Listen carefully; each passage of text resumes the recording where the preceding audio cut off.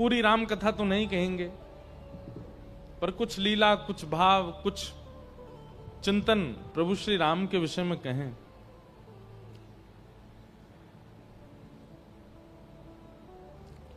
चार स्वरूपों में प्रकट हुए हैं ठाकुर जी आज ही के दिन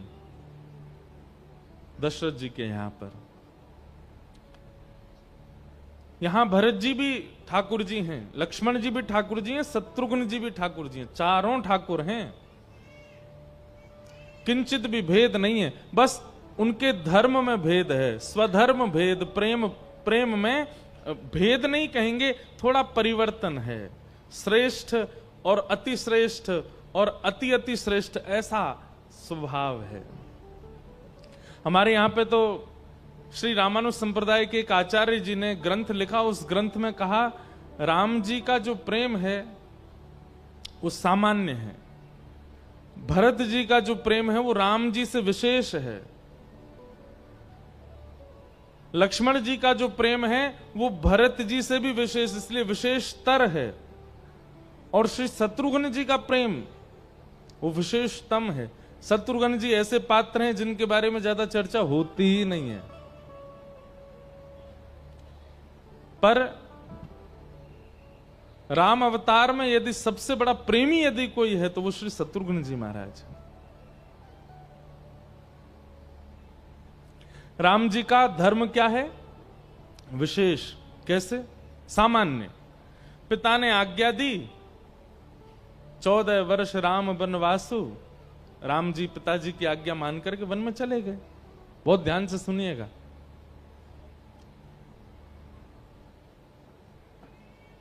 लेकिन राम जी से भी ज्यादा विशेष प्रेम किसका है? भरत जी का। नहीं, राम जी से विशेष लक्ष्मण जी, लक्ष्मण जी से विशेष भरत, और भरत से विशेष शत्रुघ्न। राम जी से विशेष लक्ष्मण जी क्यों हैं? राम जी तो पिताजी की आज्ञा मान करके वन में जा रहे हैं, लेकिन लक्ष्मण जी को राम जी आज्ञा करते हैं। बहुत सुंदर प्रसंग है, ज्यादा विस्तार नहीं करना मुझे, साल में एक ही बार राम कथा करते हैं हम, बहुत आनंद आता है। तो राम जी बोलते हैं लक्ष्मण जी से कि लक्ष्मण, पिता की अनुपस्थिति में बड़े पुत्र को राज्यपाट संभालना चाहिए, और बड़े पुत्र की अनुपस्थिति में छोटे पुत्र को पूरे राज्य की रक्षा का दायित्व होता है।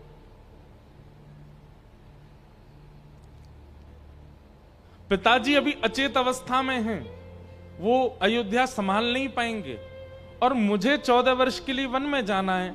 भरत और शत्रुघ्न दोनों अपने नानी के घर गए, मामा के यहां गए हैं। बच्चे तो मैं तुम्हें आज्ञा देके जाता हूं कि मैं 14 वर्ष के लिए वन जा रहा हूं। अयोध्या का ध्यान रखना, माताजी का ध्यान रखना, पिताजी का ध्यान रखना, सब कुछ व्यवस्थित करके रखना।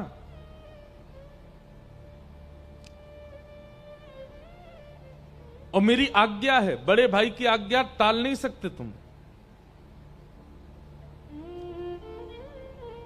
लक्ष्मण जी बोले, आपकी बात पूरी हो गई हो तो मैं कुछ कहूं? राम जी बोले, कहो।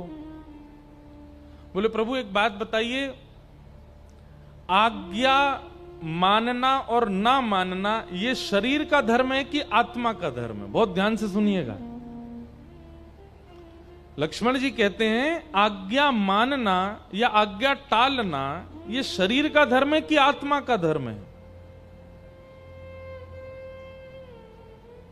ठाकुर जी बोले, भाई आत्मा को तो कोई आज्ञा हो ही नहीं सकती, आत्मा तो स्वच्छंद है। आज्ञा मानना और आज्ञा टालना ये धर्म तो शरीर का ही है, आत्मा को कोई आज्ञा थोड़ी कर सकता है। अब मेरे गुरु अगर मुझे आज्ञा कर दें कि ए भाई इंद्रेश सुनो, तुम देह छोड़ो और इसके अंदर जो आत्मा है वो निकल करके बाहर आ जाओ, तो मैं चाह करके भी मेरी आत्मा वो पालन नहीं कर पाएगी। आत्मा को कोई आज्ञा नहीं होती। राम जी बोले, आज्ञा तो शरीर का धर्म है, आत्मा का नहीं। तो लक्ष्मण जी उत्तर देते हैं, तो ठीक है, शरीर आपकी आज्ञा मानेगा क्या कि अयोध्या से बाहर नहीं जाना, शरीर यहीं रहेगा, लेकिन आप एक पग अयोध्या से बाहर रखिए, आत्मा निकल करके आपके पीछे जाएगी। मैं देह त्याग कर दूंगा आपके बगैर।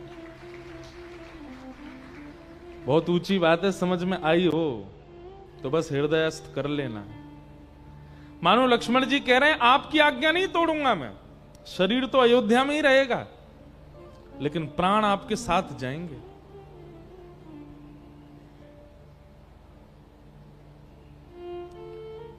लक्ष्मण जी का प्रेम, लक्ष्मण जी का धर्म राम जी से भी श्रेष्ठ है।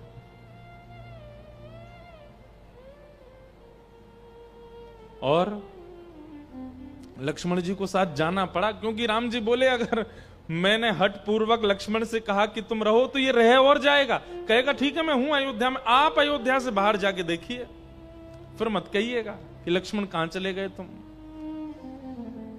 भगवान श्री राम कहते हैं आत्महत्या करना पाप है। बोले आत्महत्या नहीं करूंगा मैं आत्महत्या नहीं करूंगा नाथ, तो मेरे प्राण बसते ही आप में, आप यदि मेरे नेत्रों से थोड़ी देर के लिए दूर गए तो ये मेरा, मैं आत्महत्या नहीं करूंगा, ये मेरी स्वमृत्यु होगी कि आपके जाते ही मेरे प्राण निकलेंगे, ये मेरी सहज मृत्यु है।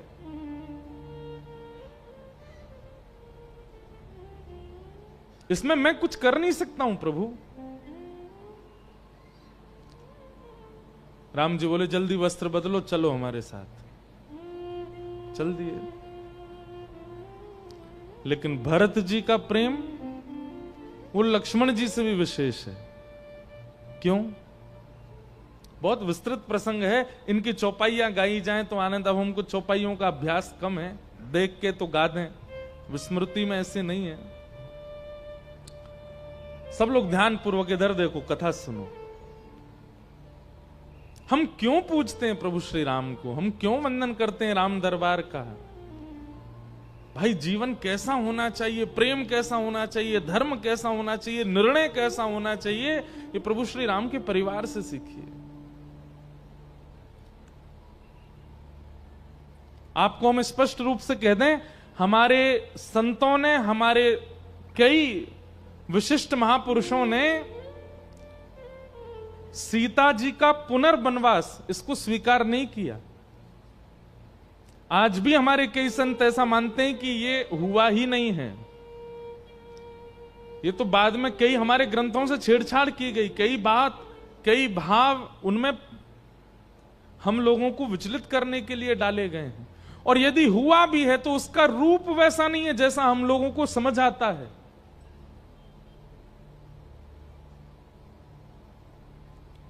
मानस जी तो राज्याभिषेक राम जी का हुआ, उसके बाद मानस जी में तो कुछ भाव ही नहीं लिखा।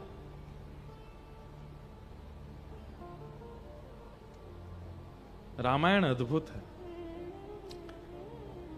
लक्ष्मण जी का प्रेम राम जी से विशेष, लेकिन भरत जी का प्रेम, जब भरत जी लौट करके आए, पता चला पिताजी की मृत्यु हो गई, अपनी मां कैकेयी का त्याग कर दिया और समस्त अयोध्या वासियों के साथ राम जी को वापस ले जाने के लिए भरत जी गए चित्रकूट। और वहां चित्रकूट जब पहुंचे, आहा इतना सुंदर प्रसंग है। भरत जी जब जाते हैं चित्रकूट, ऐसा वर्णन आता है कि जैसे ही कामदगिरी पर्वत दिखाई दिया भरत जी को, जिस पर्वत पर राम जी रह रहे थे, निवास कर रहे थे, निषाद राज ने कहा, हे भरत जी महाराज देखिए वो जो पर्वत है ना, उसी पर्वत पर ऊपर एक बड़ा वृक्ष दिखाई दे रहा है, उसी वृक्ष के नीचे कुटिया बनाकर के राम जी रहते हैं।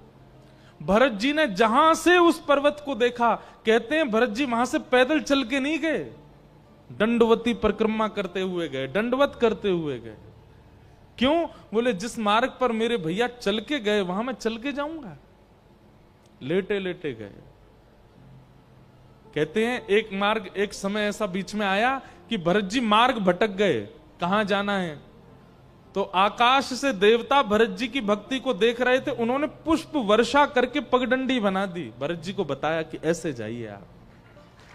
ऐसा भरत जी का प्रेम। लेकिन जो बात मुझे विशेष कहनी है वो सुनो। भरत जी का प्रेम कैसा?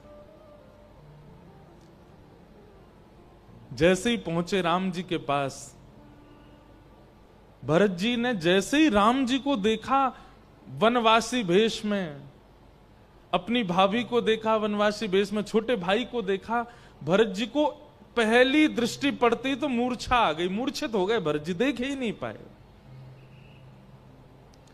और जब होश में आए राम जी के चरणों से लिपट गए, भैया आपने मेरी प्रतीक्षा क्यों नहीं की? आप क्यों चले आए वन में? राम जी बोले क्योंकि मुझे पता है तुम आ गए होते तो मेरा कभी वनवास होता ही नहीं। कहीं ना कहीं राम जी को सबरी की याद है, कहीं ना कहीं राम जी को जटायु का याद है, कहीं ना कहीं राम जी को हनुमान जी का स्मरण है। इन भक्तों के स्मरण के लिए ठाकुर जी सोच रहे हैं कि मुझे वनवास करना ही पड़ेगा, और भरत यदि आ गया होता तो राम जी का वनवास कभी नहीं होता। भरत अब देखो रोना नहीं है, तुम मेरे छोटे भाई हो, मैं तुम्हारा बड़ा भाई हूं। भरत जी ने बताया, पूज्य पिताजी भगवत धाम चले गए। राम जी बहुत रोए। एक दिन एक रात्रि राम जी ने ना तो शयन किया, ना भोजन किया, ना जलपान किया, पिताजी की याद में। सब अयोध्या के लोग वहीं चित्रकूट पर्वत पर ही सब बैठे हैं और सब प्रतीक्षा कर रहे हैं कि राम जी वापस चलें। राम जी ने कहा, देखो भरत, पिताजी की अनुपस्थिति में ज्येष्ठ पुत्र को राज्य गद्दी संभालनी चाहिए। मैं वनवास में हूं, इसलिए अब तुम अयोध्या के राजा हो और जाकर के वहां का राजपाट संभालो। माताओं का ध्यान रखना, अपना भी ध्यान रखना। भरत जी घुटनों पर बैठे हैं और हाथ जोड़ करके सुन रहे हैं, और सुनते सुनते कह रहे हैं,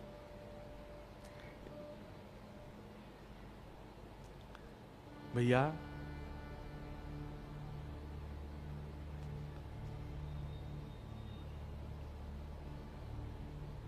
आप वापस अयोध्या नहीं चलेंगे? भरत जी, राम जी कहते हैं, मैं पिता के आज्ञा का पालन करूंगा, 14 वर्ष बाद ही आऊंगा वापस।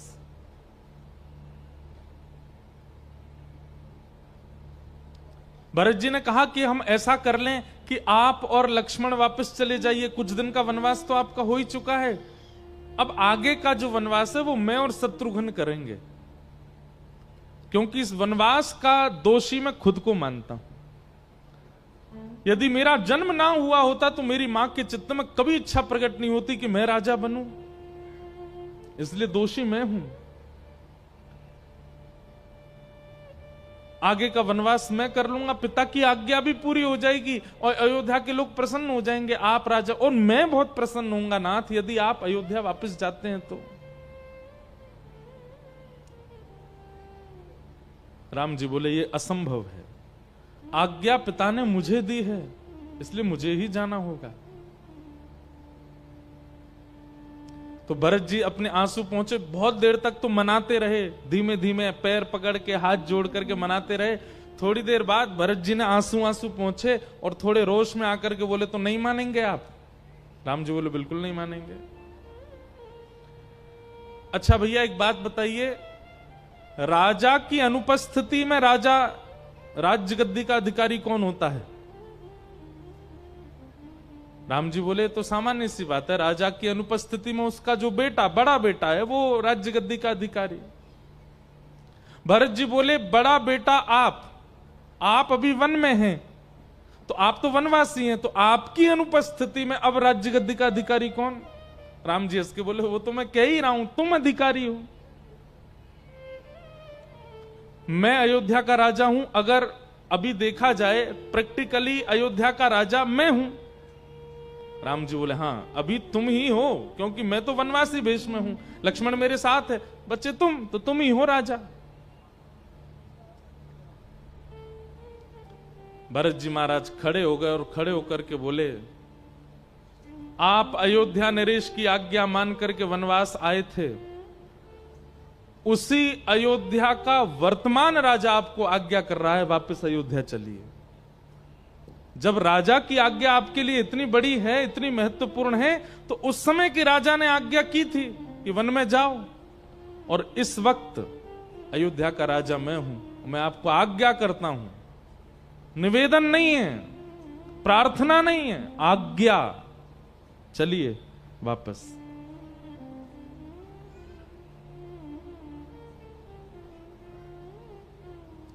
राम जी अब कोई उत्तर नहीं दे पा रहे, क्योंकि भरत जी ने पहले ही बुलवा दिया मुख से कि राजा मैं हूं।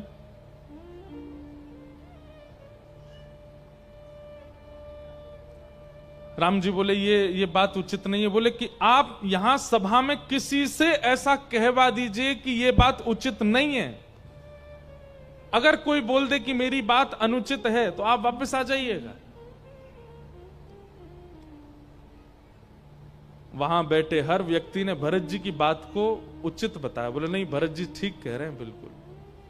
आप राजा की आज्ञा बार बार बोल रहे हैं, तो फिर से राजा की आज्ञा है, वापस चलिए। सीता जी और लक्ष्मण जी को छोड़ करके वहां बैठे एक भी व्यक्ति ने राम जी का पक्ष नहीं लिया, सब भरत जी के पक्ष में चले गए। नहीं, भरत जी सही कह रहे हैं, आपको वापस चलना चाहिए।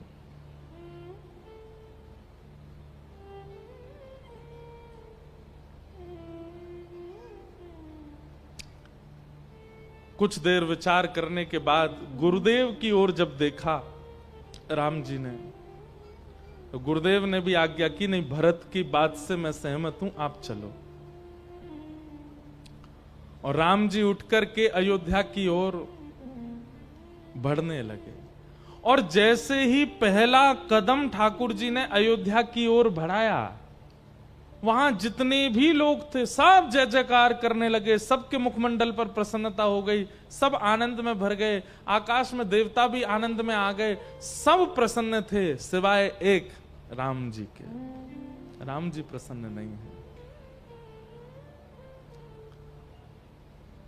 और उस समय भरत प्रसन्नता अप्रसन्नता में नहीं है, वो राम जी के मुखमंडल को गौर से देख रहे हैं। और जैसे ही राम जी के मुखमंडल पर उन्होंने मलिनता और जब अंतरंग कष्ट का अनुभव किया, सब यहां नाच रहे थे कि अब राम जी वापस चलेंगे, अब कोई वनवास नहीं होगा, अब सब ठीक हो गया, हमारी अयोध्या के सारे कष्ट दूर हो गए, अब राम जी वापस चलेंगे। लेकिन उसी समय उस उत्सव को विश्राम किया और भरत जी महाराज हाथ जोड़ करके बोले, प्रभु, मेरा प्रेम ऐसा नहीं है कि मैं अपनी जिद में अपने प्रियतम को कष्ट दूं। यदि मेरे लिए और मेरे भाव की पूर्ति के लिए आप अयोध्या जा रहे हैं और उससे यदि आपको कष्ट है, तो मैं ऐसा कष्ट नहीं दे सकता। मेरा प्रेम ऐसा नहीं है। मेरा प्रेम तो तत्सुखे सुखित्वम, आप जिसमें सुखी है मैं उसमें सुखी हूं। यदि आपको अयोध्या जाने में कष्ट होगा नाथ, क्षमा कीजिए, आप मत जाइए। मैं आपको हठ पूर्वक दुखी करके, परेशान करके, इस प्रकार आपके मलिन चेहरा करके मैं आपको नहीं लेके जा सकता। बंधुओं, ये प्रेम की अवस्था हर किसी के चित्त में नहीं होती। कई बार प्रेम में हम हठीले हो जाते हैं, हमारी बात माननी पड़ेगी, हम ऐसा कह रहे हैं, आपको करना पड़ेगा। पर प्रेम पवित्र और प्रेम शुद्ध कब होता है कि हम सह लेंगे लेकिन हमारा प्रेमी ना सहे, उसके सुख में हम राजी। उद्धव जब वृंदावन गए तो वृंदावन में गोपियों को जाकर के कह रहे थे, आप जिस कृष्ण को अपना प्रियतम मानती हो ना, वो आपका प्रियतम नहीं है, वो परब्रह्म है, जगदीश्वर है, जगदाधार है, वो जगन्नाथ है, वो भगवान है साक्षात। और भगवान किसी एक के नहीं होते, सबके होते हैं। आप उनको प्रियतम मान करके रोया मत कीजिए।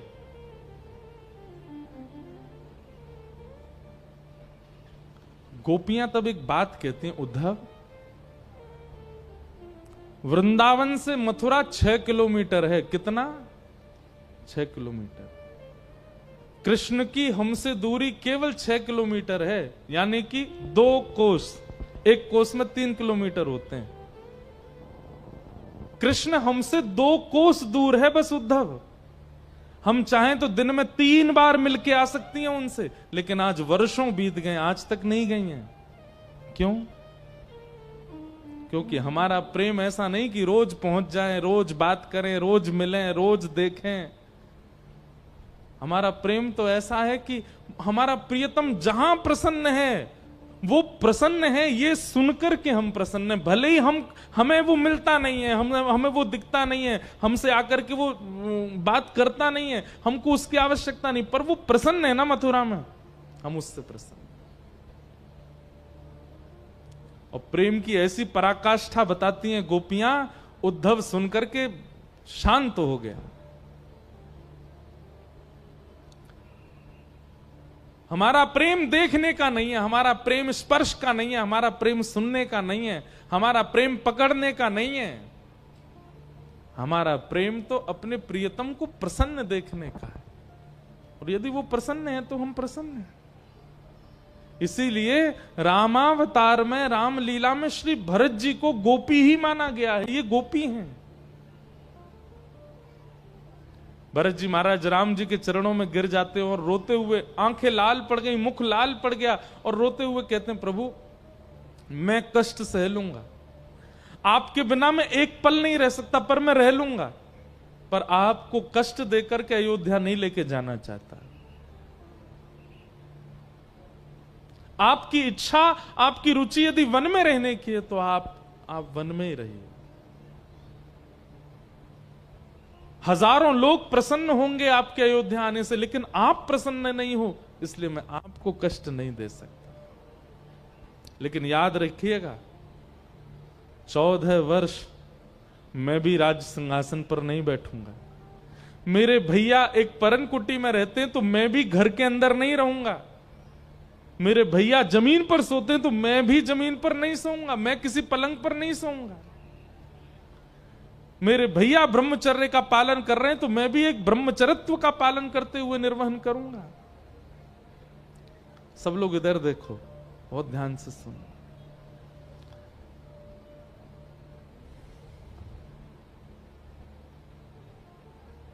लेकिन 14 वर्ष से एक दिन भी अधिक यदि हुआ तो ये भरत आपको जीवित नहीं मिलेगा।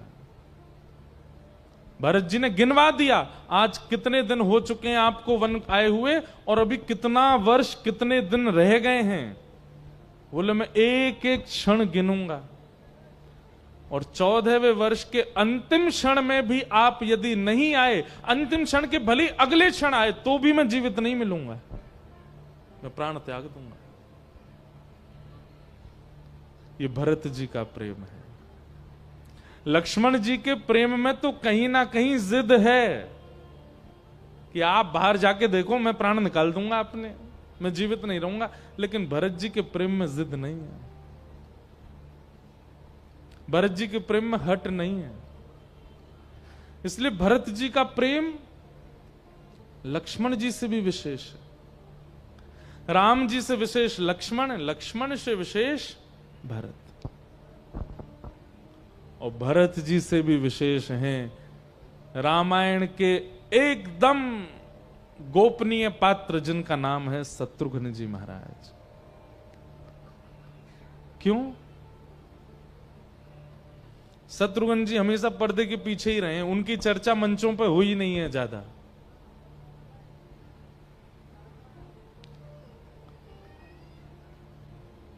अब देखो स्थिति, ये प्रसंग मुझे बोलना नहीं था, बहुत गंभीर है, लेकिन पता नहीं क्यों आ गया भाव। मैं तो कोई अंतरंग लीला सुनाने के भाव से आया था कि आज राम जी की रासलीला सुनाएंगे, पर वो भाव आया ही नहीं, ये आ गया। इसलिए ध्यान से सुनो।